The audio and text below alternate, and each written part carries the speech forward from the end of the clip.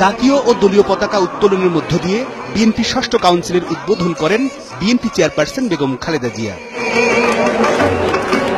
৬ বছর পর বিএনপির কাউন্সিলকে সামনে রেখে ইঞ্জিনিয়ার্স ইনস্টিটিউশন মিলনায়তনে যোগ দেন সারা দেশ থেকে আসা কয়েক হাজার কাউন্সিলর ও ডেলিগেট।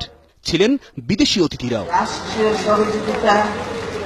স্বাগত বক্তব্যে দেশের উন্নয়ন ও সুশাসন প্রতিষ্ঠায় ভিশন ২০৩০ নামের একটি রূপকল্পের ঘোষণা দেন বেগম খালেদা জিয়া।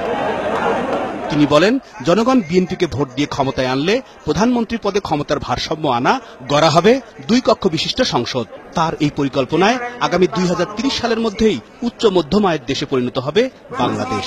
প্রধানমন্ত্রীর একক নির্বাহী ক্ষমতা সংসদীয় সরকারের আবরণে একটি স্বৈরাচারী একনায়কতান্ত্রিক শাসনের জন্ম দিয়েছে। জাতীয় সংসদের উচ্চ কক্ষ প্রতিষ্ঠা করা হবে।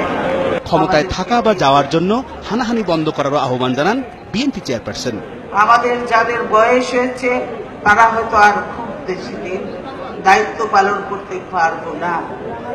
এরপর তরুণেরা এসে নেতৃত্ব দিবে। আমরা তাদের জন্য কেমন দেশ ও কেমন সমাজ দেখতে যাচ্ছি, কি আদর্শ ও কি শিক্ষা আমরা রেখে যাচ্ছি তাদের জন্য। জনগণের কাছে জবাবদিহিতামূলক সরকার প্রতিষ্ঠার জন্য সরকারকে আবারও বিএনপির সাথে আলোচনায় বসার আহ্বান জানান বিএনপি চেয়ারপারসন বেগম খালেদা জিয়া।